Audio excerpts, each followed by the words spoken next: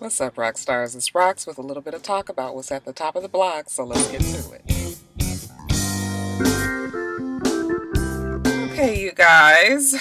First story up, Charlamagne the God versus Tomi Lauren. I was not going to talk about this because I am so sick of this whole Beyonce, Black Panthers, Ku Klux Klan, Black Lives Matter, racism. I'm tired of the whole discussion. I know it's a discussion that needs to be had, but I'm just, I just can't believe that, little old Beyonce caused up all this stir. And I think I just had enough because I feel like people who've already made up their mind on either side of the matter have already made up their mind, okay? And nobody is really willing to bend to see each other's side. So yeah, I'm over it. But I have to talk about this interview or debate that Tomi and Charlamagne the God had on her show. So you guys know that Tomi was very upset that the Beehive had come for her, that they attacked her, as she said, in her Instagram, in her Twitter. And she was not going to bow down to any of that type of foolishness. She decided to have Charlamagne the God on because he was one of the ones that was talking about her, amongst many others, including myself. And she was particularly upset that he had made her the donkey of the day. Charlamagne is not necessarily my favorite person. However, Charlamagne got so much of my respect that day because, in my opinion, Charlamagne the God said all of the things that I wanted to be said. You know how sometimes you sitting back and you watching people talk and you just wanting them to say, like, make sure you say this, make sure you say that. You get frustrated because they might leave that point out. I felt like Charlamagne, he was so good at getting his thoughts together and giving her relevant comparisons to dispute her ignorance. I just was like so happy. I was so proud of him that he wasn't, he didn't get belligerent. Well, Charlamagne very rarely, he doesn't get like that anyway. He's one that's able to keep his cool and just kind of say what he feels. But yeah, he got a lot of my respect because I think he did an excellent job talking to her. And even when you saw her reaction to the things that he said, you could tell that she was seeing it his way. But she wasn't going to admit that on her show. She just kept on saying, we're going to have to agree to disagree. But you can tell when somebody is making complete sense to you. And like I said earlier, she was just refusing to bend on her view, even though her view is incorrect. So I thought that he did a really good job. And like I said, I was proud that somebody who was on a, quote unquote hip hop urban radio station was able to go onto this television show that's obviously a conservative right wing type of show and really get his valid points across. Very, very, very good. I don't have anything else to say other than I think Charlamagne the God did an excellent job. Very proud of you, Charlamagne. You guys, the Grammys, I watched them just like everybody else did on Monday night, and they were just okay. The Grammys are always just okay. That's why I don't usually do a review for them unless it's just something out of this world. And with the exception of a few things, the Grammys are never out of this world, and this one was no different. But yeah, we can talk about a few things. Bow Wow, you guys, poor thing. He's such a cornball. I didn't even realize that Bow Wow was the host for CBS's pre-Grammy show. I usually watch the E! Channel to see the red carpet, but they had him doing the hosting for the pre-show, and I guess he was doing very well, okay? It got down to the last minute and a half, and this is when we're winding down, okay? The excitement of the night is supposed to be upon us. We're about to start, okay? And he decided to do a 3, 2, 1 countdown when there's a fucking 96 damn seconds left. I was like, oh, poor thing, he stood there. He was like, 3, 2, 1. And then he was just standing there like cut off. And then he's like, oh, keep going. And then he kept on going. You guys, he even looked at his watch. The nigga had 5 damn countdowns, you guys. And there was still 30 seconds left even after he did that. I said, po damn Bow Wow. They cut to the other people that was backstage and they were like, yeah, we're gonna count it on down. That's great. The Lionel Richie tribute was, everybody was very impressed with Demi Lovato. I felt like she did an okay job, but that song is not like a powerhouse song. Like Hello is a soft delicate song. You have her up there belting it out, and I was just like, okay, Demi, whatever. But I never heard her sound that good, so I mean, you know, a different song maybe. John Legend, you guys know that I don't really like John Legend's voice, but I thought that he actually did a pretty good job. He's gotten in control of that really out of control extreme vibrato. He doesn't do that anymore, so I think that's why I'm coming back around to old John. And then Tyrese got up there and sang Brick House, and I was like, this nigga is tired already. Like, y'all know that he is a crooner. Why the hell y'all got him out here trying to sing some damn Brick House? The note was hard for him to keep a hold of. I don't know if it was too high or too low, but everything was just wrong about Tyrese and Brick House. And y'all loves me some chocolate tie. And then Lionel got up there, you guys, and he gave us a few seconds of all night long. I was like, why you keep saying long? All night long. The Weeknd, I done told y'all plenty of times, I will never ever say that The Weeknd is R&B. I know there's a few of you guys that's gonna really argue me down in the comments that he is R&B. It's not R&B. They need to come up with like an alternative R&B type of music, because that's not nothing I can groove to. If my daddy can't groove to it, then the fucking shit is not R&B. Okay, my daddy is 79 and he knows what soul music is. Okay, and The Weeknd is not it. Evidently, they put The Weeknd in place of Lauryn Hill. Lauryn Hill was supposed to perform and she didn't. She came out after the damn Grammys and said some shit about, you know, it was never confirmed. They never said that they were going to do it. The Grammy producers came out and said no. She said she was 2 minutes away. Then it turned into 7 minutes. Then it turned into 20 minutes. And she just never fucking showed up. I was like, that sound more like Lauren to me, y'all. What is it that Lauren can't get her ass somewhere? I don't understand what be going on. But it's probably for the best, like I said on Twitter. Okay, she'd have got up there with all kind of makeup and shit smeared across her face, and we'd have just been real upset. And then I had to sit here and talk about her fucked up face for 2 I told somebody in my damn Instagram comments that, you know, Lauren be on that fuck shit, and sure enough, she showed us exactly how she do. Another person that was supposed to perform that didn't was Rihanna. Okay, first they said that she had bronchitis, or she had some sort of, you know, some sort of ailment that was keeping her from singing.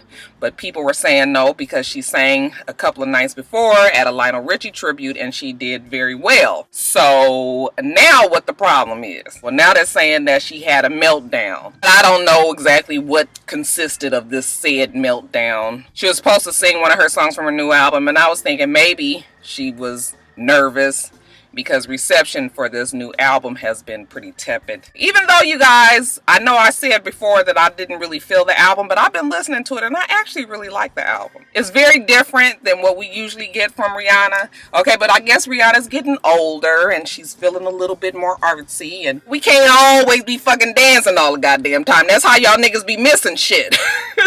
Shit. Always fucking partying. I actually like it, but I'm wondering if, you know, she's feeling the pressure because, like I said, people were expecting, you know, a different kind of Rihanna and want her to kind of be stuck in this bubble, this box that she's always been in. But I don't know. Okay.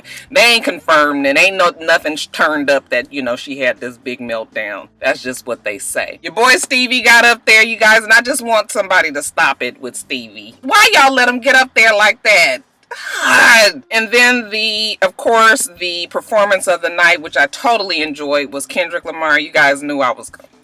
No, West Coast. Y'all better act like you know shit. I thought Kendrick did excellent, you guys. I think that he's just so, I mean, he just gave us everything, okay? He gave us performance. He gave us art. He gave us a little history. He was acting shit out. He was real passionate about it. He had his dancers up there. We had culture, you guys. We had a little bit of everything sprinkled up in there, and I really, really enjoyed it. I like to be entertained. And if we learn something along the way, then why not? Okay? They say that he channeled his inner Michael Jackson as well, you know, with the chains and the denim suit. I was just glad to see that he had braided that fucking hair down, child. That's because that's what been bothering me for the last year. But I think he did an excellent job, and again, he made me very proud to be black. I was like, Lord, I hope the white people understand what's going on here. But you know, usually the Grammys is an artistic bunch. You know, they a little bit more liberal. Okay, so we didn't have no stuffed suits up in there. If they did, they knew not to say nothing at that fucking time. And then who else?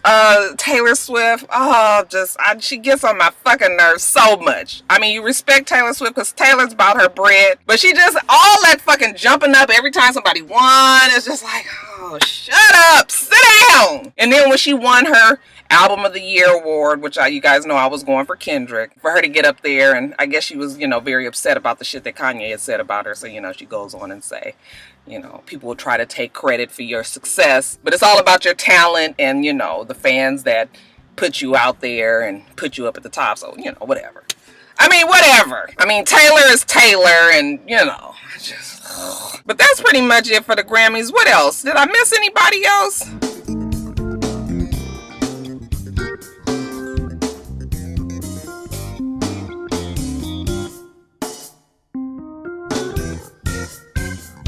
I think that's pretty much it for the Grammys, you guys. Ain't no real review. Whatever I missed, y'all put down in the comments below. Down in West Palm Beach, Florida, there's been an 18-year-old gentleman by the name of Michael Love Johnson, better known as Dr. Love to you and me. He has been practicing medicine down there for a little over a year. He was finally arrested the other day when he attempted to do a physical exam on an undercover officer. The cameraman from the news people, they caught up with him when he was being taken to jail, and they asked him, did he really, perform an exam on someone? And he was like, my lawyers will handle it. You look at the motherfucker and he looked like he's 16. He got that goddamn mohawk haircut that I said nobody grown should have. So that right there should have let you know that why are you taking your ass down to a clinic that a fucking 18-year-old is running? They said he had a very elaborate website and that it fooled a lot of people. However, his grandfather said, look, Malachi didn't never say he was a real doctor. He said he was a holistic doctor. Okay, he was trying to heal people holistically. But I am willing to say that Malachi has some sort of disorder. There's something ain't clicking in there, because a few years ago, Malachi was detained when he was found by a gynecologist at a doctor's office. He was in the coat, okay, and he looked like he was about to try to do some shit up in the damn hospital some time ago. I said, poor child, I tell you, Malachi, we gonna give him an A for effort, because he definitely is trying to become something. But Malachi, baby, let me just let you know that we just can't decide to be something one day, and that's what it is, okay, without the work. Faith without works is what, you guys, dead. Now, we just can't decide that we gonna be a doctor. And I am really concerned about the people that was going to him for checkups and whatnots. The name of his office is called New Birth, New Life. The health department, they sent out a cease and desist. They shut the damn office down. Dr. Love is now out on $21,000 bail. And I guess, like he said, his lawyers will be handling it. But I want you guys out there in West Palm Beach, Florida, not to go to New Birth, New Life doctor's offices no more. Speaking about meltdowns and rants, we got to talk about Kanye. I don't really know what's going on with Kanye. I want to say that it is for publicity and it's a stunt. Plenty of people do these type of things when they have an album coming out.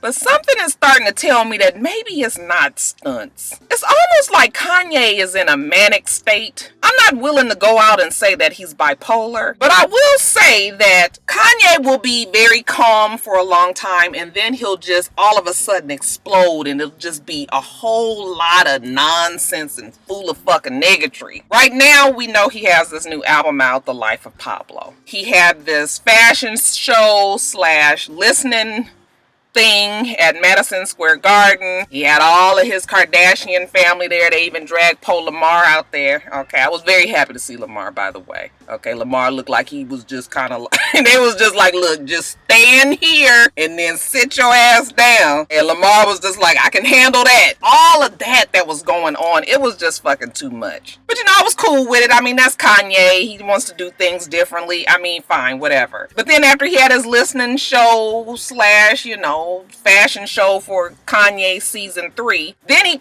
puts out a rant saying that he is $53 million in debt, that he invested all this money in his clothing line. It went under. He didn't get the money back, and now he's in debt. Now he wants somebody to invest $1 billion in his dream. And I was just like, why is he saying all this? Okay? People are all like, well, he bought his daughter a $10,000 fur coat. Yeah, he's not in that kind of debt, you guys. But he was still not the smartest to invest his own personal money in his fashion label. The whole thing is you get investors behind you. They spend their money. People that got a whole bunch of money and they spend it, and then you work with that. But you know, I understand that Kanye is an artist and he believes in his craft and whatever it is that he does. So he was probably feeling like, I'm going to put my own money in it and that's what's going to happen. Okay, well, the shit didn't happen. So now he's complaining that he's broke. That's kind of another slap in the face. This is one of those situations where you can say a nigga is rich, asking for money, and you got in Flint, Michigan that they ain't even get no damn water. Yeah, this is where you can do the comparisons, okay? Because it's just like, don't ask for shit like that. When you have a wife that is a millionaire and an extended family that's millionaires and you got all these people around you that's millionaires, you're not suffering like that. That kind of got on people's nerves. Then he's supposed to be on Saturday Night Live and an audio has surfaced of him going off. They're saying that it was a meltdown. It didn't sound like a meltdown to me. Okay, he was upset that they tore up his stage. You guys know that Kanye wants his stage exactly how he wants his stage, so I can understand him getting upset that they tore up his display. But you guys know that Kanye, he has a tendency to go off on tangents, and that's what I think was more what this was. He started talking about, you know, Taylor's fake ass. Okay, he's pissed off. Don't fuck with him. He's 50% more influential than Picasso and Pablo Escobar, and you know, he starts naming all these people that he says, you know, he's way more influential than all of these people. Of course, we can all think of many people that were more influential than Kanye. Okay, we ain't even got to go down the list, y'all. I just think that Kanye is so much shit going on in his mind. He can't seem to channel it and get it together. We all know that Kanye ain't been right ever since his mama died. He just been fucked up. He done hooked up with these Kardashians, and everybody was saying that the Kardashian curse was going to affect him. I don't know if I'm willing to say it's gone there just yet, but it's definitely something going on with Kanye right now. I don't even know how much longer Kim is going to be able to deal with his foolishness. That shit that he does would be embarrassing to me. And I know that she loves her Kanye and she believes in him and everything that he does, but all of this shit that he's done recently has got to be getting on her nerves. Can you imagine being in the fucking house with him and him just going on and on? You just be sitting at that fucking dining room table like, yes, Kanye, right, you're a genius. I understand, honey. Yes, you are perfect. Okay, baby, I know. Yes, sweetheart, I understand. I kind of feel sorry for Kim's ass shit. Y'all 2 babies deep. This shit ain't a game no more. Yeah, I'm just like, ugh. So anyway, you guys, we gonna stretch out the hands of prayer, Lord. Touch Kanye right now. Bring some peace into his life. Settle that brain. Get everything channeled to the energy so that he can be successful in whatever it is that he chooses to be. But cut all this other stuff out, Lord. In Jesus' name we pray, amen. And it's done. I ain't stretched out the hands of prayer in a long time, so that'll let you know that it's really serious right now. Y'all pray for your boy Kanye. I'll say it's the Gemini and Jordan Sparks done broke up. And they've been broke up for a little while now. I thought that they was a cute enough couple. She seemed to be very smitten with him, but she always seems to be very smitten with whoever she is with. And he seemed to like her quite a bit. And then, you know, I don't know what happened. The way that Sage, the Gemini, talks, can I just call him Sage? Because Sage the Gemini, that's just too much for me today. The way Sage talks, it sounds like he might have cheated. You know, you're in that limelight. You're a rapper. It's plenty of puss being thrown at you from all angles. But what these rappers don't always remember is that 99% of the puss that's being thrown at you ain't worth shit. Put his relationship on the line. I guess Jordan says she's out. Okay, and they're over. Now he's realizing that he let a good thing slip through his fingers. Okay, he's putting up Instagram post about, you know, how she's the only one that get up and get him some water. She's the only one that answer the phone 2-3 o'clock in the morning. She's the only one that does all these things for him, you know. We realize these things after a good thing is gone, right? She won't answer his phone calls. She won't answer his text messages. So he's put out a song, you guys, called I'll Keep Loving You. And I heard it this morning on the radio. You guys, it sound a little bit, short yellow bussish. It's like, he always sound like this. You know what? Short yellow bus boys, they need love too, child. I was listening to it. I said, child, that ain't the way to go. I don't know, you guys. I mean, I think it's good that he's trying to get her back. Maybe publicly is not the way to do it. Maybe sometimes we just need to see actions. You can do all this fucking talking. You can get everybody to be like, oh. But maybe Jordan is more of one of actions and not of just talk. So maybe he needs to change his angle. And if it's meant to be, then you know what, Sage? You'll make it back to your girl. But I want men to realize, and women, because women do it too. I want us all to realize that when we have a good thing, just don't fuck it up. That's it. Just that simple. Don't fuck it up. Lottery winner Marie Holmes from she won the lottery some time ago, $100 and something million. You guys might remember that Miss Marie Holmes had a boyfriend by the name of Lamar Hot Sauce McDowell. We just gonna call him Hot Sauce for today, you guys. Hot Sauce kept getting his ass in jail, and she kept bailing him out. I want to say that she's probably spent about $22 million on him and all his damn fuck shit. But Miss Holmes has drama of a different sort now. Evidently, Miss Holmes had been having a conversation with Pastor Kevin Matthews, and Pastor Matthews says that she had promised to give $1.5 million for this retreat facility for his church. And since she hasn't given it to him, Pastor been having plenty problems, y'all. They say he got anxiety. They say that he is depressed, he's stressed, and because of all of this mental anguish and whatnots, he wants to sue her now for $10 million. Okay, now we didn't write nothing down. This is all a verbal agreement. I be acting like I own the whole entire parking lot, y'all. Anyway, it's a verbal agreement. It wasn't written down, honey. Miss Holmes said that she don't remember having no conversation with this pastor. She don't know what the fuck he talking about. She gonna let her lawyers handle it like Dr. Love did. And then he just gonna stand next to the car. Got my mind all off. What was I talking about, y'all? Opening doors and closing doors and shit. Take your ass in the office. Anyway, you guys, I'm not a lawyer, but I'm going to take a leap of faith here and say that Pastor Matthews will not be getting $10 million. Nigga, I want you to go sit your ass down some fucking where and get out of this girl's hair. She got enough problems already with hot sauce. Have your boy your boy Manny Pacquiao. You guys know that Manny Pacquiao has desire to run for office over in the Philippines, and so many times he is interviewed on different hot topics. People want to know his opinion on things. Where does he stand? And so he was interviewed by some television station the other day, and they asked him about gay marriage. Manny said, listen here, you don't see no two male zebras fucking each other. You don't see no two female tigers fucking each other. You know why? Because animals know that they're not supposed to have sex with the same sex. So if a man and a man or a woman and a woman have sex, then they worse than the animals. Okay? The animals got it right. I don't know what the fuck wrong with y'all humans.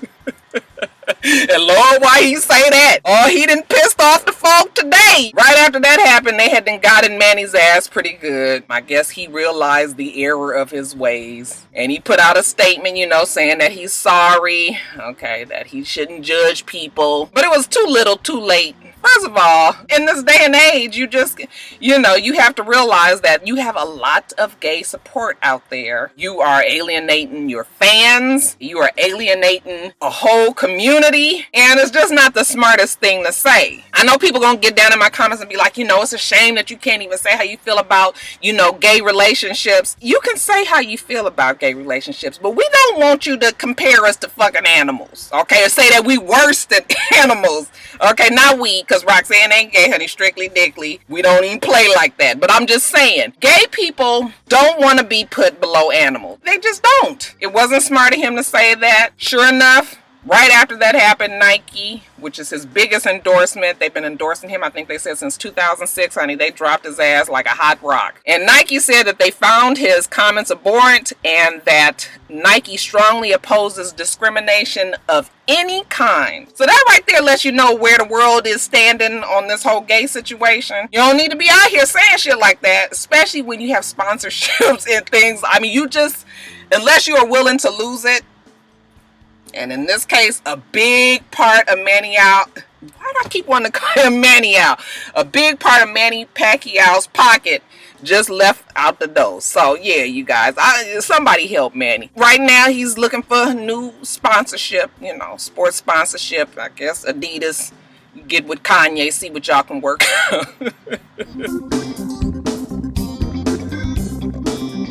All right, you guys, and then lastly, in quickies, new couple alert, Odell Beckham and Zendaya. They were spotted at after Grammy parties, and I think they're a cute couple. He's 23, she's 19. Hell, I thought he was older, and I thought she was younger. But, you know, they look like they would be cute together.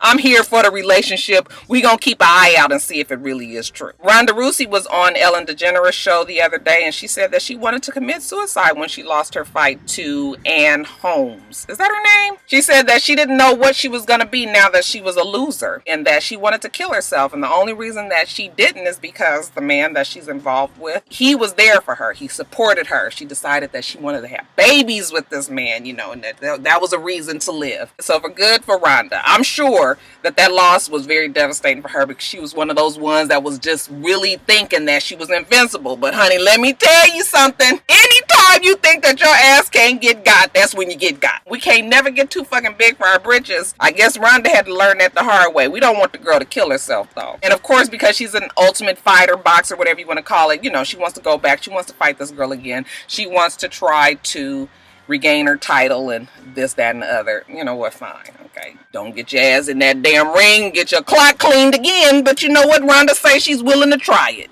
If she likes it, I love it. Congratulations are in order for Channing Dungey. I'm hoping I'm saying that right. Channing Dungey or Dungey. She is the first black woman president of the entertainment department at ABC. So good for her. She's been with the company since 2009, and they say that she is responsible for the success of many shows, Marvel, Agents of S.H.I.E.L.D., How to Get Away with Murder, Scandal, among many others. So congratulations to Shannon Dungey or Dungey. You guys know how I am. Love to see a black woman doing it. Rest in peace to Big Ang of Mob Wives. Last night they were saying that she had passed from throat cancer that had spread to her brain and her liver, but then they said that no, she did not die, that she was still in the hospital, that she was still fighting. However, I had a feeling that, you know, it was just going to be a matter of time. And then, of course, by, I think they said 3 o'clock this morning, she did succumb to cancer. So very, very sad. You guys, cancer is, you guys know how I feel about cancer. I mean, it is just the worst. And it seemed like she died so quickly. I mean, we found out that she had it last year. I think they said around April. All this happened in less than a year. So rest in peace to her. She has 2 kids, and then she has 6 grandkids, a host of family and friends. Prayers up to all of them. Rest in peace, Big Angie. And then also rest in peace to Denise Vanity Matthews, who died at the age of 57 after what some are saying, some sort of kidney ailment. They didn't say exactly what it was. They said that she was having some issue with dialysis and kidney problems. So I believe that that's how she passed. But you guys know Vanity. She was the lead singer in Vanity 6. And then in the 90s, she became saved. And she totally denounced and hated that whole lifestyle. She became an evangelist, and she was going around touring and talking about how that was kind of like the devil's time, and now she was living for the Lord. But very, very sad. I was just like, wow, she was young, 57, just like Big Ang, 55. We are dying younger and younger these days. It's so sad. But yeah, loved Vanity. Loved Nasty Girl. Okay. Remember, such a pretty mess. He made such a pretty mess in my dress. Oh yeah, such a pretty mess. Some of y'all too young for that, y'all. But my old heads, y'all know what I'm talking about, right? Anyway, you guys, rest in peace to Denise Matthews. Prayers up for her friends and family as well. All right, you guys, that's it. Let me get off of here. We do this every single week, so make sure that you rate, comment, and subscribe, and make sure you come back.